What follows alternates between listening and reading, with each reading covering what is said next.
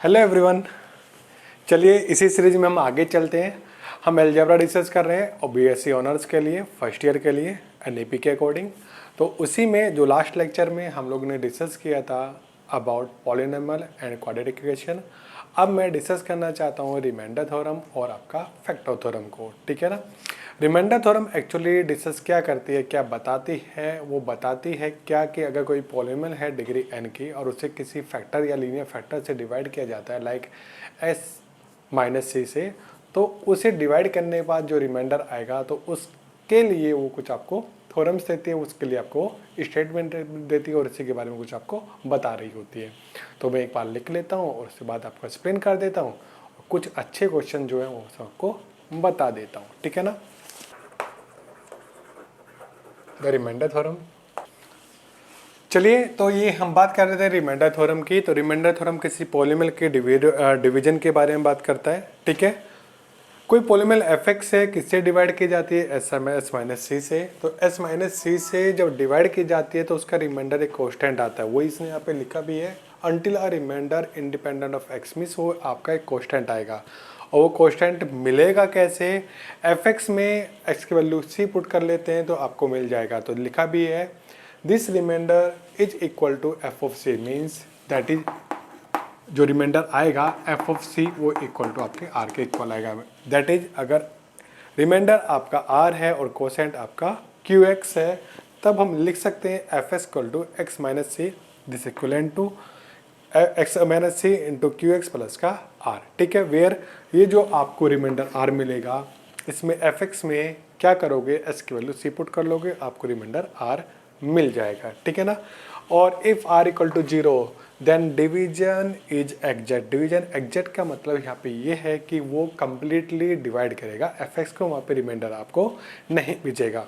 और जब ऐसा होता है तो हम कहते हैं कि x minus c is the factor of the polynomial F x. Next theorem इसी से कनेक्टेड है और यहीं से हम लिंक करके नेक्स्ट थ्योरम को डिस्कस करेंगे।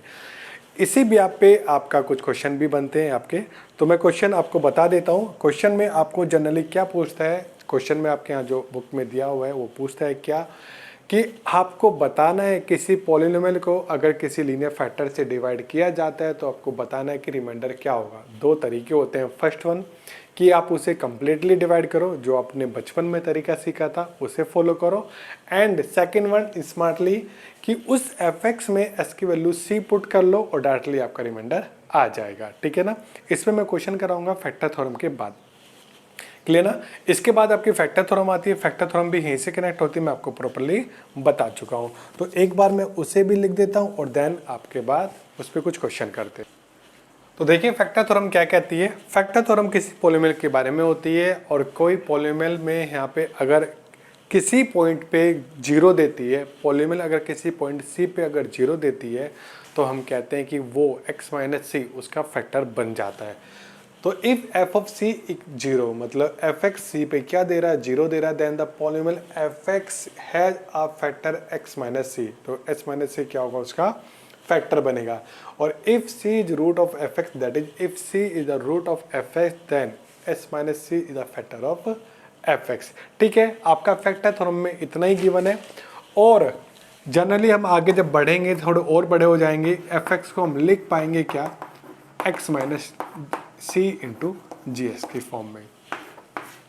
अभी आपके यहाँ पे नहीं गिवन है, ऐसे आपको पढ़ा भी होगा, ऐसा कोई बड़ी बात नहीं है इसमें। ठीक है।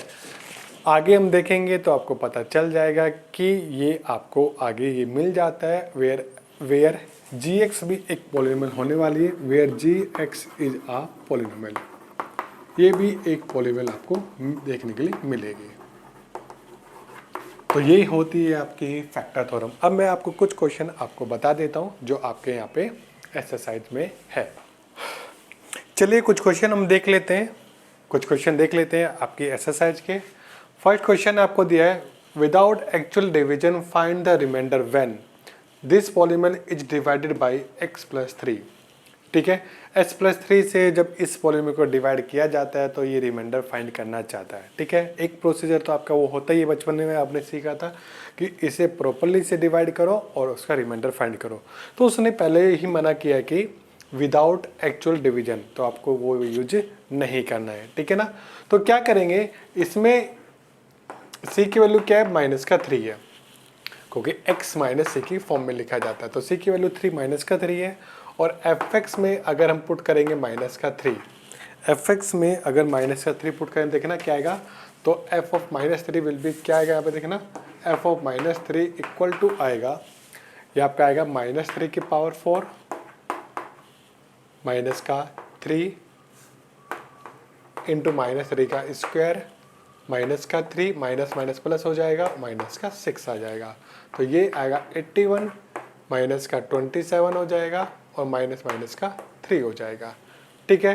तो ये माइनस का 30 और 81 पॉजिटिव, तो ये 51 आएगा, तो ठीक है ना। तो रिमाइंडर क्या आएगा आपका, 51 आएगा, ये आपका आर होगा। मतलब ये कि जब इस फैक्टर से इसे डिवाइड किया जाएगा, इस पॉलिनोमियल से इस पॉलिनोमियल को डिवाइड किया जाएगा, जो रिमाइंडर आएगा वो आपका 51 आने वाला है, ठीक है ना।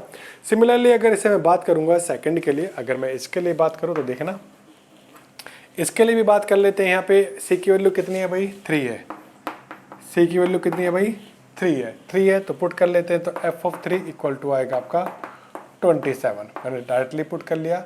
माइनस का, तो माइनस का 27 यहाँ पे भी आ जाएगा, हाँ माइनस का 27 यहाँ पे भी आ जाएगा, प्लस का 18 आएगा, हाँ प्लस का 18 आएगा, माइनस का 5 आएगा। कोई तकलीफ किसी को, यहाँ पे कोई तकलीफ किसी को नहीं होना चाहिए। माइनस का 27, हाँ प्लस का 27, माइनस का 27, 6 या 18, ठीक है, और माइनस का 5 तो कट जाएगा, ये आएगा आपका 13, रिमाइंडर आएगा आपका 13, ठीक है। तो ये आपके एक्सरसाइज के क्वेश्चन थे, मैंने डायरेक्टली आपको बता दिए।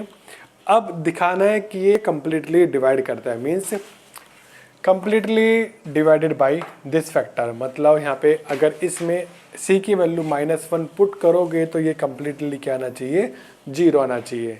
तो इसे भी एक क्वेश्चन को हम देख लेते हैं। यहाँ पे c की वैल्यू क्या होगी भाई, -1 होगी, ठीक है।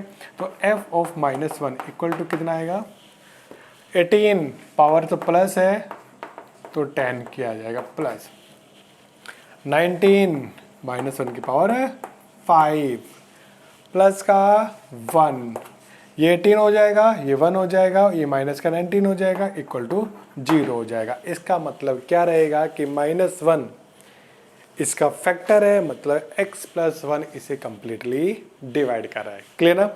तो ये आपका फैक्टर थ्योरम और जो हमने पहले पढ़ी थी रिमाइंडर थ्योरम, उस पे क्वेश्चन थे, एक बार आप लोग भी देख लेना। कुछ एक्सरसाइज में क्वेश्चन और है, उन्हें भी आप देख लेना, ठीक है। बाकी फिर मिलते हैं नेक्स्ट क्लास में, जब तक के लिए बाय बाय, और अपना प्यार ऐसे ही बनाए रखिए और अपना सपोर्ट देते रहिए, बाय बाय।